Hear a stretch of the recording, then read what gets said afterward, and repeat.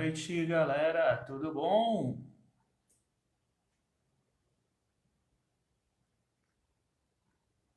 Fazendo os ajustezinhos aqui. Boa noite, sejam todos muito bem-vindos, sejam bem-vindas.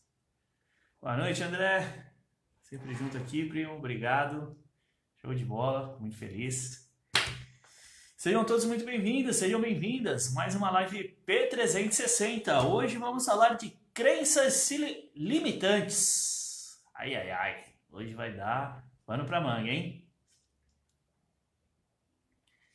Sejam todos muito bem-vindos. Boa noite a todos. Muito especial ter todos vocês aqui comigo.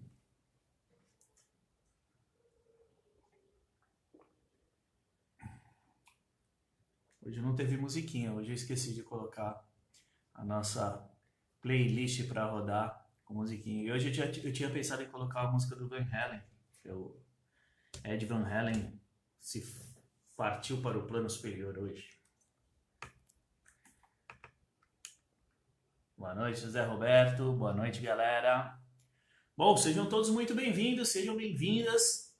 Mais uma live P360 que faz parte do projeto Perícia Sem Segredo, projeto onde eu auxilio os profissionais de segurança do trabalho a atuar como perícias trabalhistas, né, como assistentes técnicos, se desenvolver na área e ajudo meus amigos advogados a tirar dúvidas sobre as questões referentes à segurança do trabalho na perícia judicial trabalhista. Afinal, cada um fala da sua expertise, né? Então, e ajuda os advogados a entender, né, tudo que o assistente técnico pode gerar de resultado para ele, advogado. Tem muitos advogados que não conhecem essa atuação em conjunto do assistente com o profissional do direito e o quanto isso pode gerar de resultado, né? E hoje, a nossa live de hoje é sobre crenças limitantes, as 5 crenças limitantes que fazem com que o assistente técnico fracasse na sua atuação. Meu Deus do céu, vamos falar de fracasso. Também é importante, né? A gente tem que estar sempre no nosso radar, aí com todas as variáveis para não esmorecer. Deixa eu fazer um ajustezinho aqui na luz.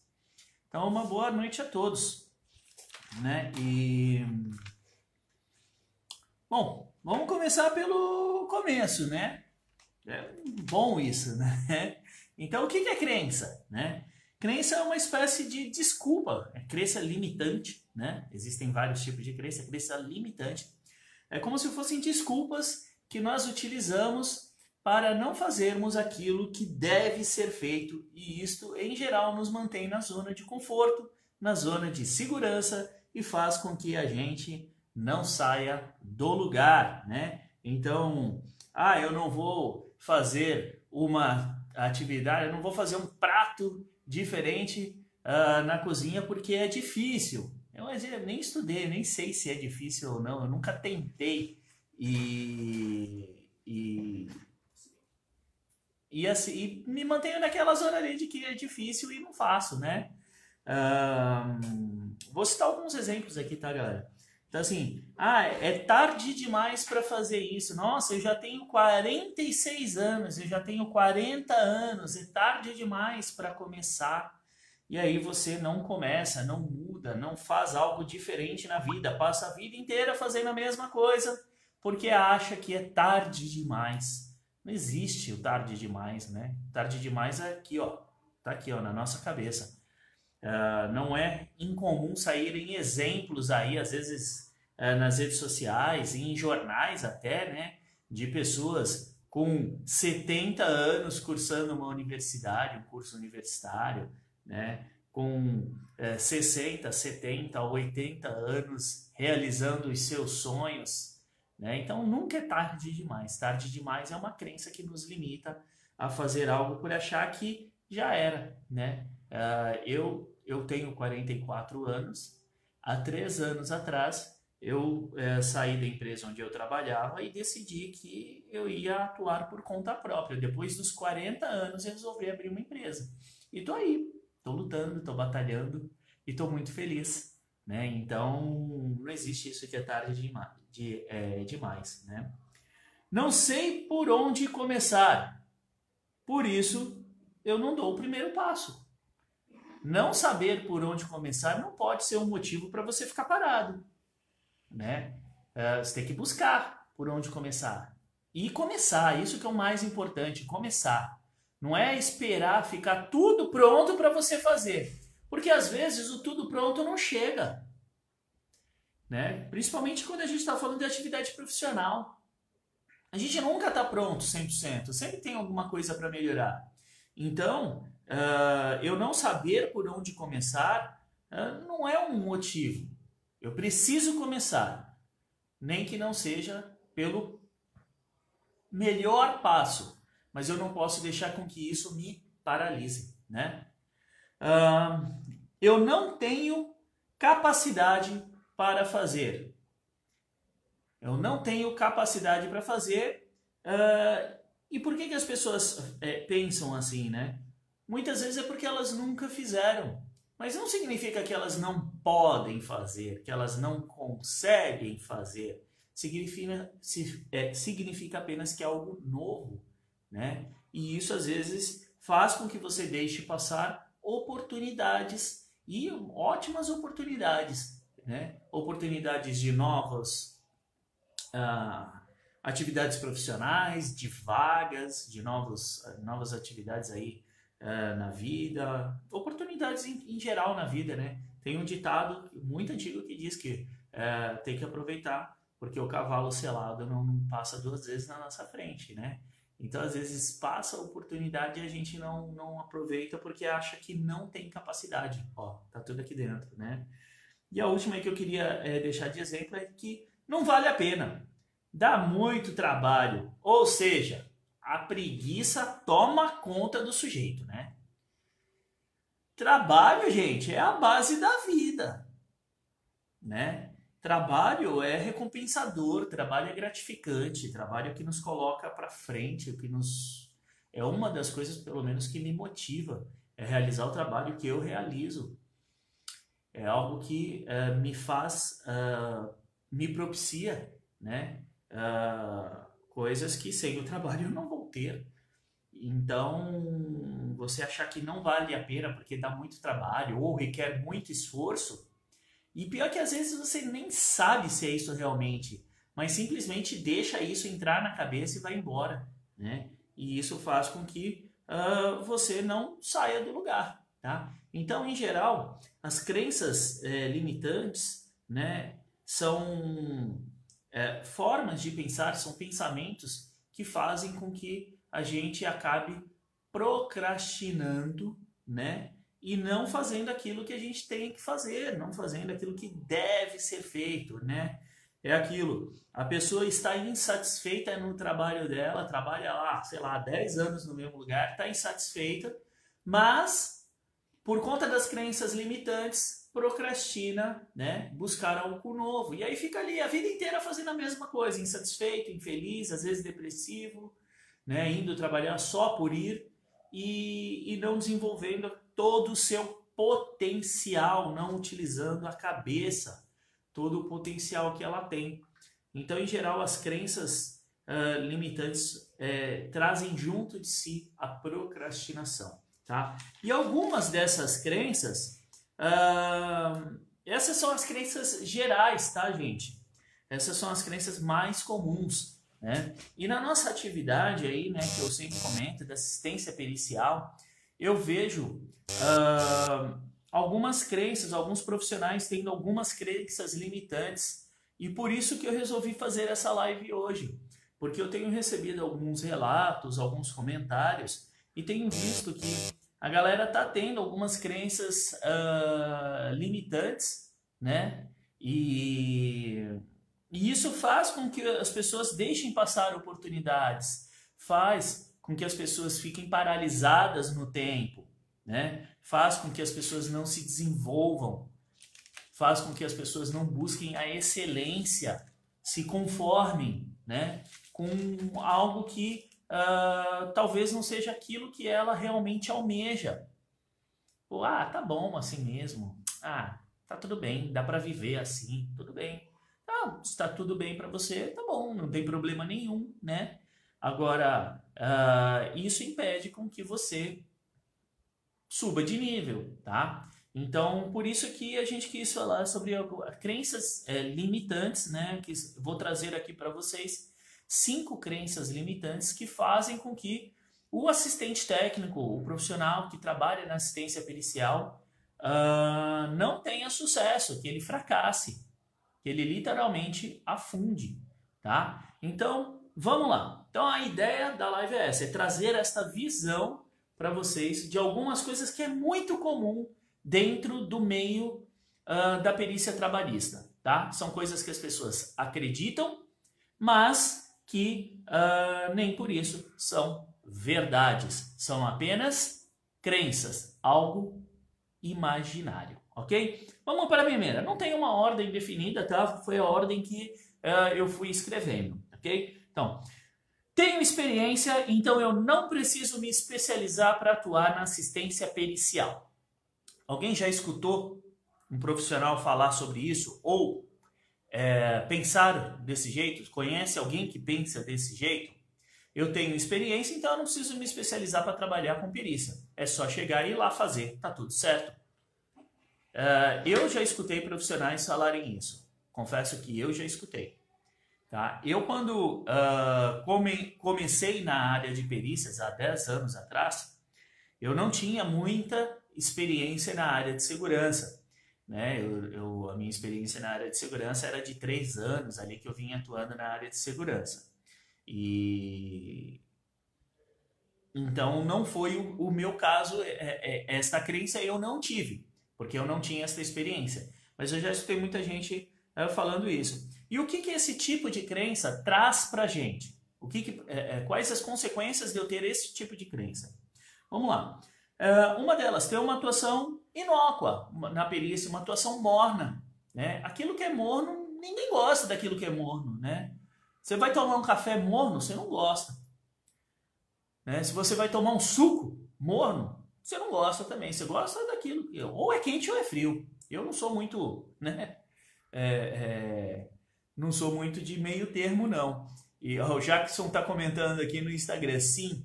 Tem o comentário que ele escutou, tenho 20 anos de experiência, quando você nasceu eu já era perito. Isso não quer dizer muita coisa, não é por causa disso que você necessariamente vai conseguir dar resultados, né? Então, normalmente, quando a pessoa se baseia somente na experiência e não se especializa na forma de trabalhar, né? Ela tem uma atuação ali morna durante a perícia, ela não sabe como se portar na perícia. Por quê? É como eu sempre digo, quando a gente está fazendo a perícia, a gente não está ali para fazer segurança, a gente não está ali para fazer prevenção, a gente está ali para fazer uma análise técnica, né, focada. Se eu não souber como fazê-la, se eu não tiver um passo a passo ali de como fazê-la, eu vou ficar completamente perdido, eu não vou saber como me portar, eu vou ser surpreendido durante a perícia. E nada pior do que isso.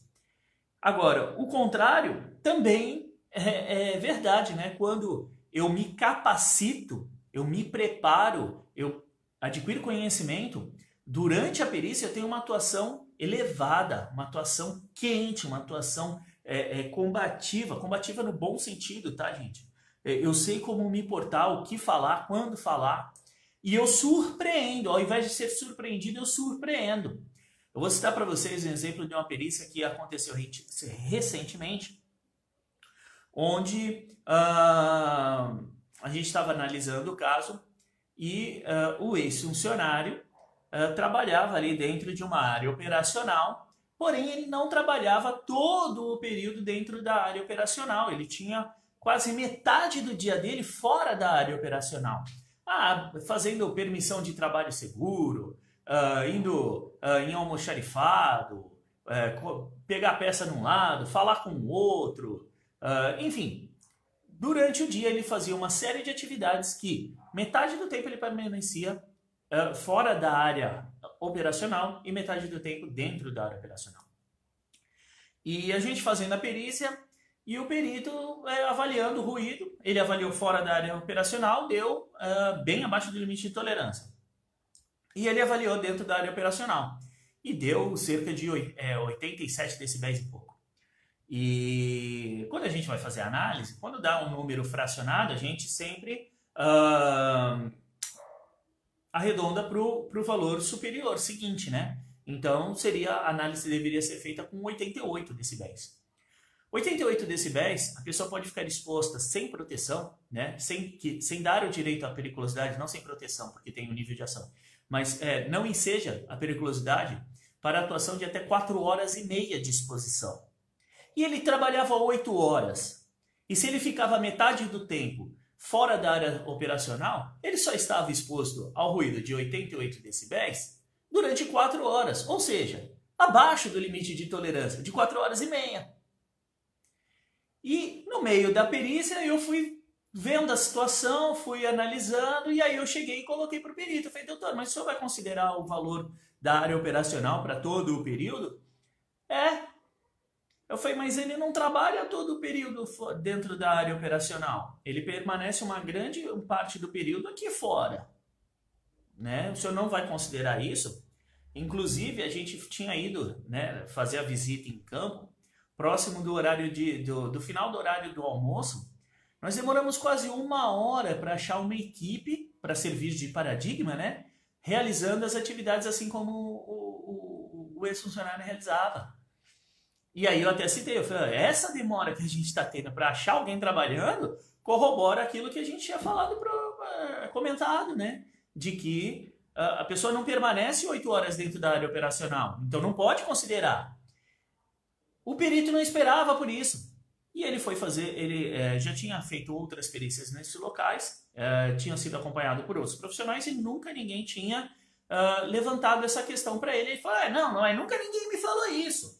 Eu falei, não, tudo bem, né? Pode ser que os outros profissionais que acompanharam a perícia não tenham se atentado a essa questão e não tenham comentado isso com o doutor, mas a própria NR15 no anexo 1 fala que você tem mais de um período, né, com um nível de exposição diferente, você tem que considerar o efeito combinado desses níveis de exposição. Você não pode simplesmente pegar um nível maior e considerar para as 8 horas.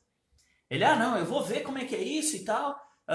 Vocês têm como comprovar isso? Aí eu falei, não, a gente vai verificar se tem.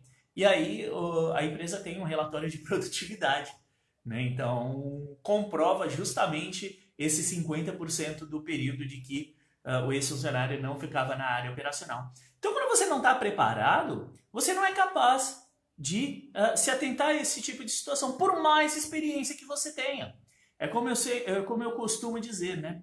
Se eu tenho um engenheiro de segurança que tem 20 anos de experiência na construção civil pesada, um baita do engenheiro, mas nunca acompanhou uma perícia, e eu tenho um técnico em segurança, não desmerecendo o técnico frente ao engenheiro, tá? Eu só estou colocando para dar uma diferenciação legal, tá? De formação, ok? Eu tenho um técnico em segurança que tem 6 meses atuando com perícia, que já fez, sei lá, 10 perícias. Esse profissional, que só tem 6 meses de experiência, mais 6 meses de experiência em perícia, ele vai ter uma condição muito melhor, principalmente se ele tiver sido capacitado para isso, ele vai ter uma condição muito melhor de gerar resultado do que engenheiro que tem 20 anos de experiência na construção civil pesada. Por quê? Porque a gente está na perícia não é para fazer prevenção, a gente está na perícia para fazer uma análise técnica, focada no resultado. E isso também traz uma grande diferença, né? Quando você não se especializa para realizar uma determinada atividade, principalmente atividade técnica, como é a perícia, você tende a não gerar resultados. Por quê? Porque você fica perdido, você é o passageiro da perícia. Você vai ali com o perito achando que está tudo certo, e quando você vai ver, o perito faz uma consideração que não deveria ser feita. E já foi. Depois que o perito põe no laudo, um abraço. Você vai ter que convencer o juiz do contrário, o que é muito mais difícil, né? Então, você deixa de tratar todos os casos como iguais. Cada caso é um caso, um diferente do outro. E é isso que me apaixona na perícia, né? Então, cada coisa é uma diferente da outra. Se você não está capacitado para acompanhar, você tende a tratar os casos como iguais. Então, não é porque já fez uma avaliação de ruído para uma determinada função no local que numa perícia seguinte é a mesma coisa, pode ser diferente. A dinâmica de trabalho pode ser diferente. E se você não estiver capacitado para avaliar esse tipo de situação, passa batida na perícia e você é engolido. Você vai apenas como um passageiro da perícia, ok? Então, não se prendam em experiência, se prendam em capacitação. Condições de gerar resultados efetivos, ok? Segunda, súmulas e OJs, as orientações jurisprudenciais, são somente para advogados. Assistente técnico não precisa saber de súmula e OJ, nem perito. Gente, isso aqui é uma coisa que eu escuto muito alguns profissionais falando. Não, isso daí é coisa de advogado, é matéria do direito, não tem que saber. Eu acredito no seguinte, acredito piamente nisso, tá? De que as súmulas, eu não conheço todas as súmulas e as OJs que existem, mas aquelas que são aplicadas à insalubridade e à periculosidade do TST, porque existem súmulas que são do Tribunal Regional, ali, de uma região específica. Então eu me baseio nas que são do TST, que é consolidada pelo Tribunal Superior do Trabalho, tá? As que fazem referência à insalubridade e periculosidade, eu entendo que é uma obrigação eu saber. Por quê? O meu foco, o meu cliente, quem é? Não é o advogado. O meu cliente é o advogado. Por mais que quem me contrate seja uma empresa ou um reclamante, o meu cliente é o advogado. É ele que vai utilizar as informações que eu vou colocar no parecer técnico, na impugnação, nos quesitos, enfim. O meu cliente é advogado. Se eu não souber a matéria de direito referente ao assunto que eu estou tratando, eu não vou conseguir gerar as ferramentas necessárias para que este advogado gere um bom resultado para o cliente. E o cliente dele é o meu cliente. É o cara que contratou ele, é o mesmo que me contratou. Seja empresa, seja reclamante. Isso se eu não for contratado direto pelo escritório de direito trabalhista, né? Então, você não vai dar as ferramentas, você não vai dar os argumentos para que o advogado possa trabalhar e gerar um resultado positivo no caso. Se você não faz isso, ter você e nada é a mesma coisa. Ué, o assistente técnico serve para dar resultado para o advogado, para assessorar o advogado, para dar as ferramentas, os argumentos. Se o assistente técnico não faz isso, não precisa do assistente técnico. Então, não saber súmulas e orientações jurisprudenciais é você não saber todos os aspectos que estão relacionados ao assunto pelo qual você foi contratado para trabalhar. Imagina só, você contrata lá um azulejista, tá? Que ele fala, não, eu não sei colocar azulejo, vou trazer pro piso que me veio na cabeça. Você contratou o cara para fazer o piso lá e fala, eu não sei colocar porcelanato, só sei colocar piso de barro, de cerâmica, eu não sei. Oi? Como assim? Mas você não trabalha com negócio? Não, mas essa parte aí eu não sei. Porra, como assim? É a mesma coisa, o assistente técnico conhece súmula e OJ para trabalhar. Como é que você vai prestar para fazer uma atividade se você não sabe todos os aspectos que estão envolvidos naquela atividade? Não tem como. Então você não vai conseguir gerar resultado, você não vai conseguir gerar argumentos para o seu cliente, para o seu parceiro. E outra, você não vai gerar autoridade. Porque quando você vai conversar com alguém que vai contratar os seus serviços, se a pessoa verificar, ela entender que você conhece do assunto de uma forma ampla, de uma forma mais completa, ela vai sentir o quê? Autoridade em você, que você tem autoridade para tratar daquele assunto. Quando você consegue gerar o sentimento de autoridade, ela entende que o teu trabalho vai gerar valor. E se o teu trabalho vai gerar valor, ele não é caro. Então, você achar que não entender de súmulas e OJs, que não precisa saber de súmulas e OJs, é uma coisa muito temerária, porque você não vai conseguir potencializar os seus resultados e não vai conseguir contextualizar as questões de segurança com os atos jurisprudenciais, com as súmulas e OJs. E é fundamental isso, porque tem perito que utiliza. Alguns peritos utilizam. Por exemplo, quem nunca viu aí, quem já viu aí, perito caracterizando insalubridade em função de agente biológico, em função da súmula 448. É uma súmula. Virou uma coisa muito comum.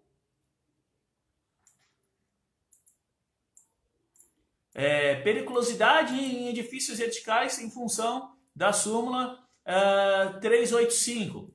É uma súmula. E se você não sabe tratar sobre as súmulas, não sabe interpretar, nunca viu, sabe como você vai contestar o laudo do perito? Não vai.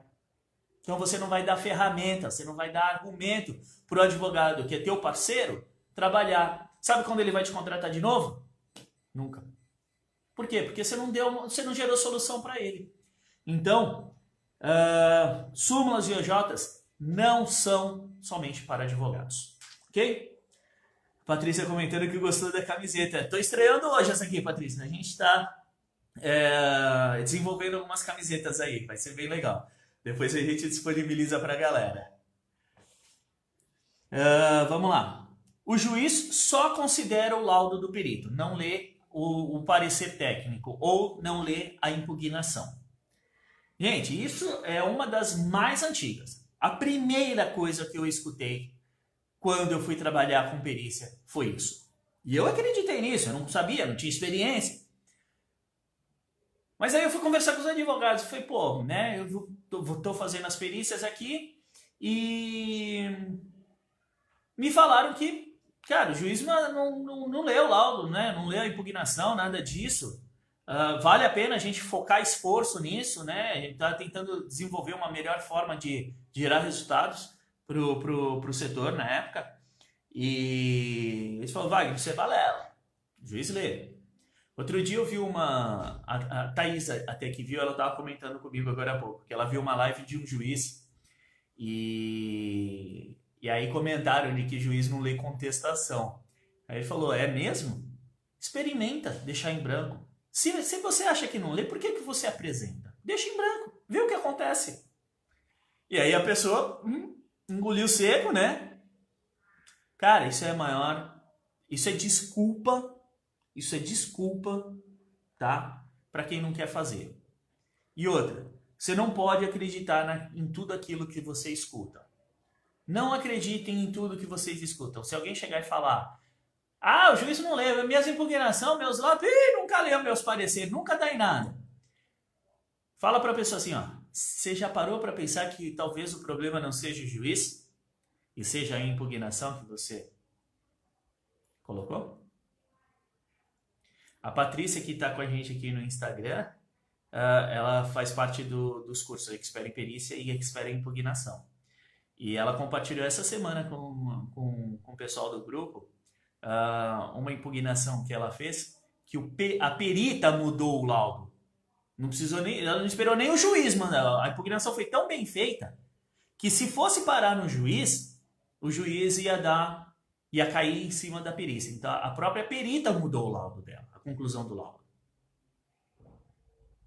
Tá? Então, não entra nessa de que juiz não lê impugnação, não lê parecer técnico, só lê o laudo do perito. Não entra nessa. Isso daí é uma atuação fracassada. Uma atuação de quem não quer ir além, uma atuação de quem é com preguiça. Preguiça de estudar, preguiça de ler, preguiça de fazer, de escrever. Tá? Então, quando você vai fazer o seu parecer técnico, né, você precisa estudar, você precisa ir atrás da informação. Quando você vai fazer uma impugnação, você precisa ir além. Se você só escrever a mesma coisa que você já escreveu no parecer, pode ser que não gere resultado nenhum. Então, normalmente isso é coisa de quem não se capacita. E aí, usa essa desculpa. Não, o perito não leu, só leu o laudo do perito. Peraí, mas a manifestação que se apresentou, o parecer ou a impugnação, merecia ser lido? Será? Né? Então, normalmente, isso são as palavras de quem não se capacita e fica pelo caminho. Quem não vai além. Quem não vai além, né? Então, normalmente quem pensa assim fica para trás, tá? Então, a pessoa que atua sem foco no resultado, sem uma direção definida, sem saber plenamente aquilo que está fazendo. Faz de forma aleatória e espera algum resultado. Aí o resultado não vem, põe a culpa no quê? Nos outros, que é mais fácil culpar os outros do que a si próprio, né? O Edilson está comentando aqui, aprendi que caso exista algum juiz que não leia, no entanto dão subsídios para o RO, e no tribunal a chance de mudar é bem maior, mas temos que dar bons subsídios para o advogado. Exatamente, exatamente. RO é rito ordinário, é isso, Edilson? Me corrija se estiver errado. Mas é isso daí mesmo. Se o juiz não lê, o advogado ainda tem chance do recurso disso ir para o tribunal, e aí os embargadores vão ler. Tá? Então, não existe isso, tá? De que juiz só lê o laudo do perito, só considera o laudo do perito. Isso é baboseira, isso é coisa de quem é preguiçoso, de quem não quer se capacitar e fatalmente vai ficar pelo caminho. Por quê? Porque não gera resultado. Porque não trabalha focado no resultado. Não trabalha com uma direção definida. Ok? Assistente técnico ganha menos do que perito. Eu confesso que eu tive essa crença por algum tempo. Por algum tempo. Né? Confesso isso daí. Tá? A Patrícia fez um comentário aqui. Como você sempre fala, Vale, sempre tem que elaborar bem o parecer, o embasamento técnico e legal é tudo. Exatamente. Quando você dá o embasamento técnico legal para o advogado, ele vai ter ferramenta para trabalhar. E isso volta lá na questão das súmulas. Você gera autoridade, então vira uma bola de neve do bem, que vai gerar resultado, que vai fidelizar o teu cliente. Né, que vai fidelizar o advogado. Quando você não conhece a legislação a fundo, acha que só a tua experiência vai gerar resultado, não acha que o juiz vai se atentar à sua impugnação, ao seu laudo, ao seu parecer, né? Laudo não, ao seu parecer, a tua atuação é mediana para fraca, e para ser mediano, meu amigo, contrato mais barato. Porque se é para dar em nada, não contrata. Se é para dar em nada, não contrata. Então, isso daí é tudo papo furado, tá? Assistente técnico ganha menos do que perito. Como eu estava comentando, eu durante algum tempo tive essa crença, porque eu vi os peritos falando lá, não, porque meu honorário, isso e tal, não sei o quê, e eu atuava como CLT, né? Então, eu não tinha honorário assim, né? Eu era CLT e tava tudo bem, eu tinha um bom salário, estava satisfeito com o meu salário, né? E não tinha problema nenhum isso, mas eu sempre achava que, pô, ser perito é o bicho, né? Aí eu fui ser perito, atuei como perito durante 3 anos. E aí eu vi que não é tanto assim. Existiu uma fase de ouro dos peritos que foi inigualável. Isso é fato. Isso é fato. Existiu uma fase ali entre 2013 e 2015 que, olha, o perito que não conseguiu fazer ali um ótimo caixa, deixou passar uma ótima oportunidade, porque tinha perícia demais, pagando-se bons honorários, tá? E assim, ó, eu via perito fazer 7 perícias num dia, de tanta perícia que tinha. Eu conversei uma vez com um perito, ele estava fazendo ao ano, ele estava fazendo cerca de 250 perícias. Não é pouco. 250 perícias por ano. Wagner, dá menos de uma por dia. Não dá, porque ele não fazia perícia todo dia. Porque ele tem que redigir os laudos, né? Então, ele fazia perícia cerca de 2 vezes por semana.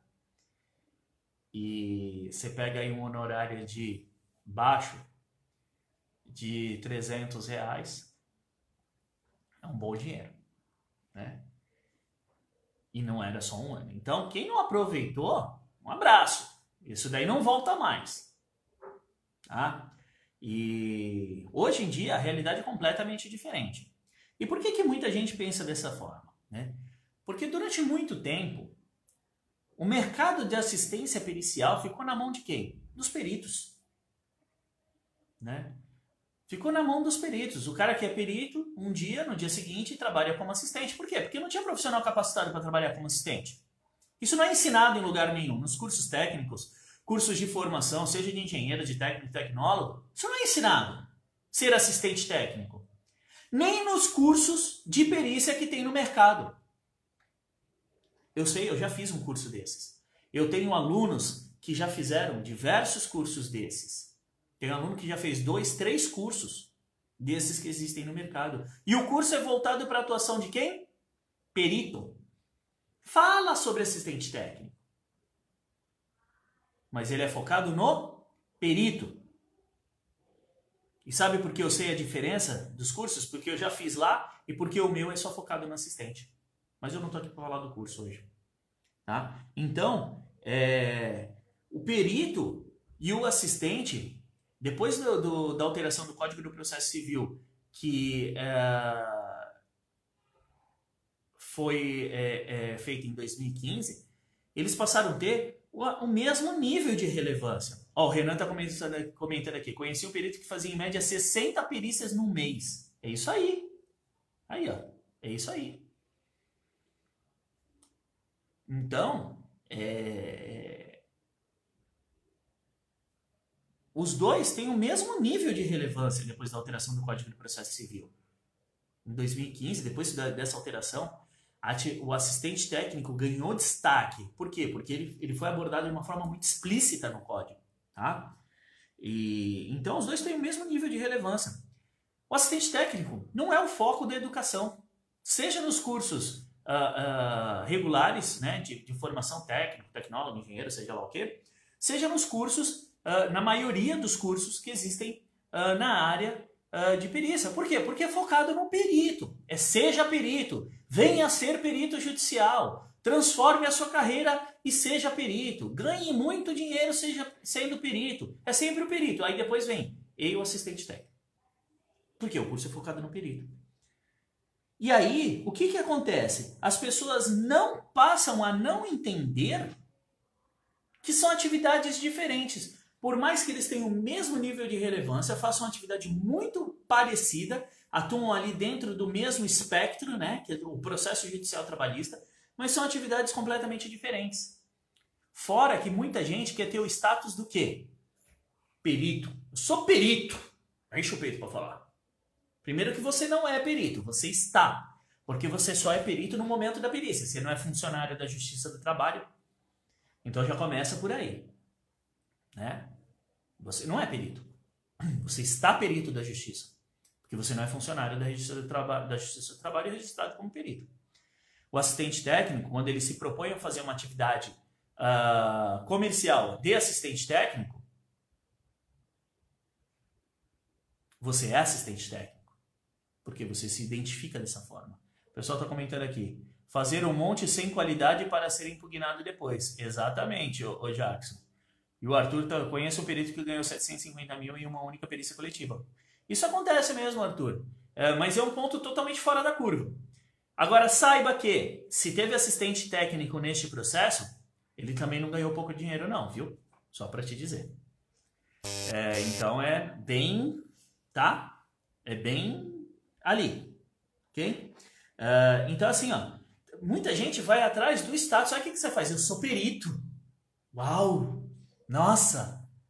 E assistente técnico, normalmente as pessoas têm a atividade de assistente como uma atividade de um nível mais básico ali, né? Porque existem lá os assistentes comerciais, assistente administrativo, assistente de RH. São pessoas que não fazem uma atividade de destaque, elas assistem outra pessoa que é especializada. E o assistente técnico na perícia não, ele é um profissional altamente especializado e capacitado. Ele só não tem um nome, ele tem o nome de assistente técnico. E tá tudo bem, eu me identifico tranquilamente como assistente técnico pericial. Para mim não tem problema nenhum. E o que acontece é isso, que as pessoas não entendem que são atividades diferentes. Elas têm uma amplitude muito diferente, muito diferente. Por quê? Porque o perito ele fica condicionado às perícias da Justiça do Trabalho. Ponto. Se ele é indicado, ele faz a perícia. Quando ele não é indicado, ele não faz perícia. É isso. O perito é isso. Ele tem que responder os quesitos, ele tem que responder as contestações. A atividade do perito é isso. Ah, mas ele faz outras atividades fora, mas aí é outra coisa. Tá? O assistente técnico, não. O assistente técnico, como assistente técnico, ele tem uma amplitude muito maior do que o profissional que atua como perito. Então, o assistente técnico ele pode atuar como fazendo atividades extrajudiciais. Né?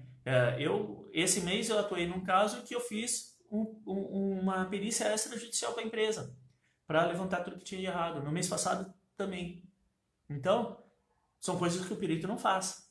Ele atua só na perícia judicial, quando ele é perito. A gente está comparando perito e assistente técnico. Tá? Lembrando que assistente técnico pode ser técnico, tecnólogo, engenheiro. Perito é só engenheiro. Né? Você pode trabalhar da sua casa. Você pode trabalhar da sua casa. Por quê? Porque não existe só a perícia para fazer. Você pode fazer um monte de outras atividades remuneradas. Como, por exemplo, quesitos, impugnações. Sim, o advogado pode contratar somente para fazer uma impugnação. Eu tenho um cliente em Passos, Minas Gerais. Cidade do meu grande amigo Guilherme Bodes. De Passos, uma construtora de Passos que me contrata para fazer alguns serviços.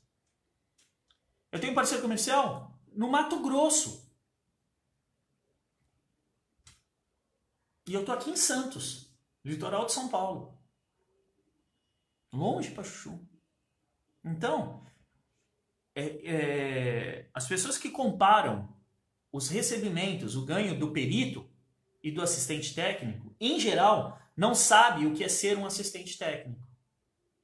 Acha que assistente técnico é igual a perito. Lê do engano. Não é. O espectro de atuação é o mesmo, é a perícia judicial trabalhista. Mas a amplitude do assistente técnico é muito maior do que a do perito.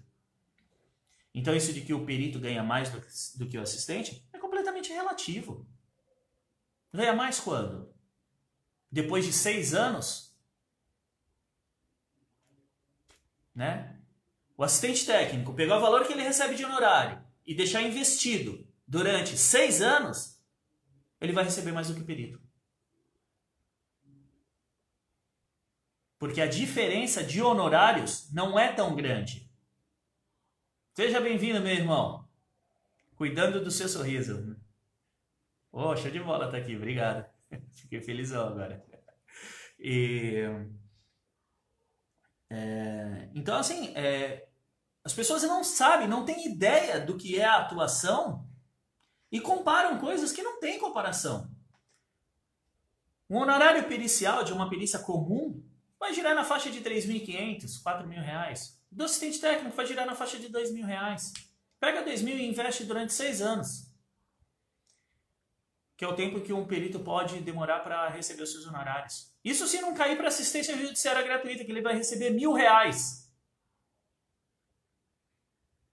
Então, são comparações que não existem. Então esquece. Se ele gosta de que assistente técnico ganha menos do que perito, é papo furado. Se você é profissional de segurança, você é um engenheiro de segurança e você quer ser perito e assistente técnico, seja. É muito bom. É muito bom. Agora, não compara coisas que não são comparáveis. Porque, embora o espectro seja o mesmo, a amplitude do assistente técnico é muito maior do que a do perito. Tá? Então, a última crença. O perito tem mais perícia para fazer do que o assistente técnico. Não. Definitivamente não. Vamos analisar números. Tá? Número. No ano de 2020, nós vamos ter no Brasil cerca de 2 milhões de processos judiciais trabalhistas. 2 milhões de processos judiciais trabalhistas é mais ou menos aí a projeção para este ano. Ano passado foi cerca de 1.850.000 processos e a tendência é que esse ano suba novamente, tá? Já tinha subido 2018 para 2019, 2019 2020 a tendência é que suba novamente, ok? Eu vou pegar um número baixo aqui, tá? Eu vou pegar 30%, ok? 30% só. dos processos, vou chutar que 30% dos processos tenham perícia. Tá? Então, nós temos, para a atuação do perito, é um perito em cada processo, certo? Nós teremos 600 mil perícias aí para os peritos atuarem, ok? No processo judicial trabalhista, você tem dois lados, no mínimo. Reclamante e reclamada. Às vezes você tem mais de uma reclamada. Tá? Mas eu vou contar só dois lados. Só uma reclamada. Você tem reclamante e reclamada. Só para fazer um comentário aqui. Eu já atuei em processos que tinham 5 reclamadas, tá? Então, o assistente técnico pode atuar para qualquer um dos dois. Então, a gente tem 1.200.000 possibilidades de atuação do assistente técnico. O dobro do perito. Ok? Números. Tá? Não tenho o que falar. Então, a questão é que muita gente foca em ser perito. Foque em ser assistente técnico para você ver. Trabalha focado atrás do resultado. O cara ele se inscreve em 200 mil varas do trabalho, Justiça Federal, tudo para ser perito. Mas na hora de ir atrás do cliente para ser assistente técnico, aí vem aquelas crenças que nós falamos lá, né? Ah, mas é muito difícil, dá muito trabalho, não vale a pena. Acha que não vale a pena investir para atuar como assistente técnico. Por isso que as pessoas acham que tem muito mais perícia para perito do que para assistente. Os números dos processos dizem completamente o contrário. Tá? Fora que, né, não conhece as perícias extrajudiciais. Né? Além disto, o perito, em geral, ele faz o que a gente chama de prospecção da fé. Tá? A não ser o perito que já tem um bom relacionamento com o juiz, já atua há muitos anos, né? Que tem a liberdade de ligar para o juiz e falar, pô, doutor, tudo bom? Né? Pô, tô com pouca perícia esse mês, tem como o doutor aumentar? E é atendido? Que tem peritos que têm, né, essa liberdade com o juiz. Caso contrário, o perito vai fazer o quê? A prospecção da fé. E eu não estou falando mal de perito não, tá, gente? Só para deixar bem claro. Por que a prospecção da fé? Porque ele vai se cadastrar nas varas lá da Justiça do Trabalho e vai ficar aguardando ser chamado. O assistente técnico não. O assistente técnico faz a prospecção ativa. Ele vai atrás. Não pode esperar que esteja tudo 100% pronto, senão você nunca vai atrás. E é isso que muita gente acontece. Por isso que acha que perito tem mais experiência do que assistente técnico. Tá? Existem grandes escritórios de assistência pericial, por quê? Porque vão atrás dos clientes, pô. Se você não for atrás do cliente, o cara não vai vir bater na tua porta, a não ser que ele já conheça o teu trabalho, já tenha algum tipo de parceria e falar, pô, meu, faz uma perícia aí pra mim, velho. O cara nem te conhece, pô. Então, não existe isso. E uma das grandes diferenças é essa. O assistente técnico tem a possibilidade de fazer a prospecção ativa. Ele vai atrás do cliente, ele vai procurar, ele faz anúncio, ele liga, ele manda e-mail, ele manda mensagem pelo WhatsApp, ele manda mensagem pelo Instagram, Facebook, LinkedIn. Porra, olha quanta coisa que o assistente técnico tem para fazer para provocar o cliente e ser visto e ser chamado para perícia. O perito, ele fica aguardando. Então, isso de que o perito tem mais perícia que o assistente técnico, normalmente quem fala isso é quem não conhece, quem não sabe fazer a prospecção de clientes, não sabe como chegar até o cliente. Não, já que estou comentando, não vale a pena ficar sem conhecimento. Isso sim, exatamente. Então, você não sabe como chegar no cliente. E não vem falar de experiência. Porque o conhecimento, a capacidade de gerar resultado, vale muito mais do que experiência. Por quê? Porque você atua num processo que ele tem um desenrolar para o assistente técnico rápido. Porque ele faz quesito, perícia, emite o parecer, impugnação do laudo, impugnação do esclarecimento. Fechou. Fechou. Então, é rápido isso. A forma de atuar é rápida. Não é algo que demanda um tempão. Então, o assistente técnico consegue fazer muitas perícias no mês, desde que ele saiba como achar os seus clientes, achar essas perícias.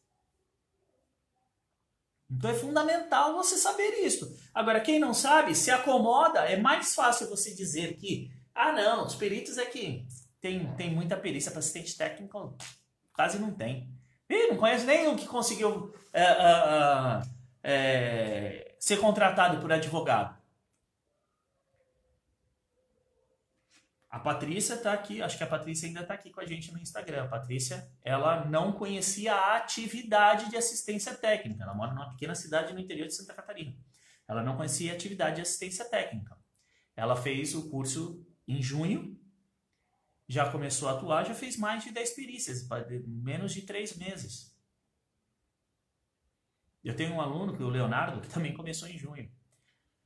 Ele está com uma projeção de fazer, somente este ano, 80 perícias, de junho até dezembro. E aí?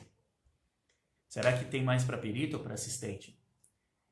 Gente, tem que acabar, tem que parar com essa comparação. Por quê? Porque são atividades completamente diferentes. Então, assim, ó, se você é um profissional de segurança e deseja atuar como assistente técnico, vai atrás. Não fica olhando do outro. Porque às vezes a gente olha o palco dos outros e compara com os nossos bastidores. A gente não sabe tudo o que está por trás lá. Eu já vi perito que, porra, tinha perícia pra cacete. Ah, porque conhece o fulano, do ciclano e tal, que é amigo do juiz e o juiz coloca ele para fazer muita perícia. Então, às vezes, você não sabe se é por mérito ou qualquer coisa. Eu conheci um em Minas que ele fazia muita perícia, muita. Ele era casado com a sobrinha de um desembargador do Tribunal Regional de Minas Gerais. E aí tinha uma influência sobre o juiz e o juiz tocava uma perícia para ele. As perícias dele eram uma porcaria. Era uma porcaria. O cara chegava para fazer perícia com uma folha na mão, uma folha de papel na mão, nem caneta ele levava. Ele pedia caneta pra gente. Ele pegava o depoimento do reclamante e ia embora. Não dava a possibilidade do contraditório. Então, não tinha um embasamento técnico dos laudos dele. Ele tinha perícia pra cacete. Então, não compara o palco dos outros com o seu bastidor. Faça. Estrutura o teu bastidor. Monte o seu palco. Assim você vai ser protagonista. Se você não montar o seu palco, se você ficar olhando o palco dos outros, dificilmente você vai ser protagonista. Tá? E quando você estrutura e monta o teu palco, dificilmente alguém vai te tirar de cena. E você vai ser a estrela do espetáculo. Tá? Então, gente, se algum de vocês se identificou com alguma dessas crenças limitantes, reflita, faça uma reflexão sobre o que você pode fazer para mudar esta situação. Estipular. Qual que é o primeiro passo que eu vou dar para mudar essa situação? O que eu vou fazer? Qual vai ser a primeira coisa para mudar essa situação? E vai atrás. Como o Nísio está comentando aqui. Faz acontecer. Porque se você ficar esperando, ninguém vai fazer por você. Ninguém vai fazer por você. Ninguém. Desculpa, ninguém. Tá bom? Então, galera, o que eu queria passar para vocês na live de hoje era isso. Eu acho que é muito importante essa questão. Eu mesmo já tive alguma dessas crenças. Eu vejo algumas pessoas comentando que, e eu identifiquei isso, né? Então, a ideia é que a gente possa, como eu sempre coloco para vocês, o meu maior objetivo é conseguir com que as pessoas atuem na área de perícias, sem passar por todos os perrengues que eu passei e tendo sucesso e obtendo ali aquilo que deseja para sua vida e tendo a possibilidade de fazer algo que quer. Tá? Tem gente que a perícia não é para mim, tá tudo bem. Tem gente que não sabe ainda o que é perícia e se descobre fazendo. É que nem a Thaís fez uma postagem essa semana das caixinhas de pergunta, né? E aí um seguidor perguntou, falou, como é que eu vou saber a comparação do mercado se na minha cidade não existe, só tem eu? A Thaís respondeu, você já parou para agradecer a Deus por isso?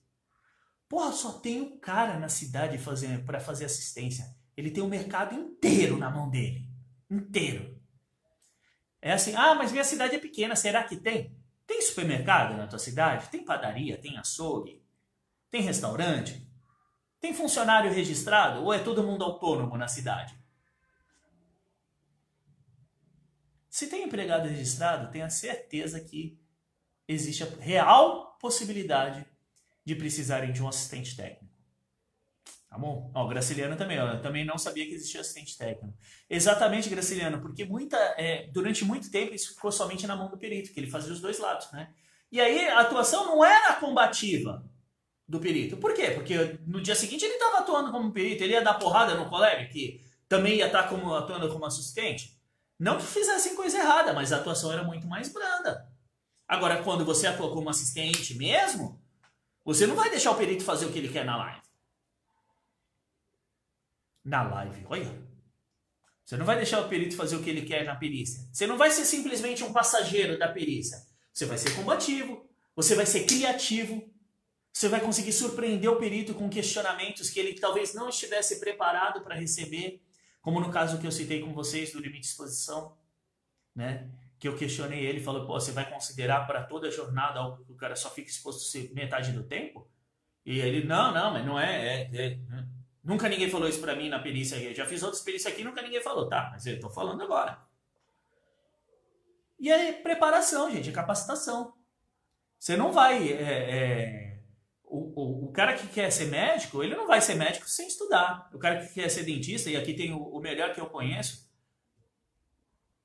sem estudar. O cara que vai ter uma empresa de construção, de reforma, ele não vai fazer isso sem estudar.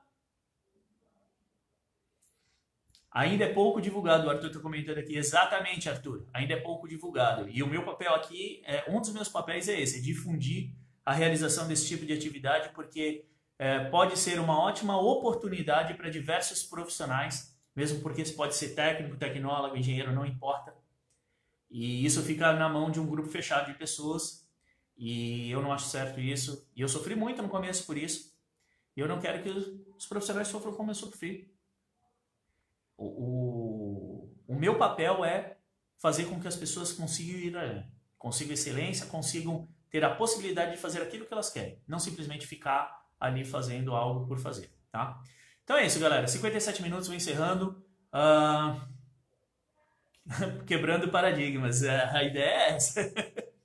O Renan está comentando aqui. Eu gostaria de saber se existe alguma previsão de cursos para assistente técnico. Renan, provavelmente entre o final de outubro e comecinho de novembro eu abro as inscrições para o meu curso Expert em Perícia. Aliás, é a última turma esse ano, tá, galera? A última turma esse ano que vai ter do Expert em Perícia. Vai ser ali entre o final de outubro e começo de novembro. A gente ainda está definindo a data direitinho que a gente vai abrir as inscrições. Tá bom, pessoal? Mais uma vez, muito obrigado. Eu aqui com as minhas anotaçõezinhas. Muito obrigado de coração. Fiquem com Deus. Uma ótima noite a todos. Um beijo no coração. Espero que esse conteúdo tenha ajudado de verdade vocês, tá? E qualquer dúvida que vocês tiverem, manda aí. Lembrando que amanhã tem impugnação online, tá? Então, se você tem um caso que você quer impugnar, quer saber um argumento técnico, né? Uma tese, uma estratégia para atuar com todo o embasamento técnico legal, traz ele para mim que eu faço para você.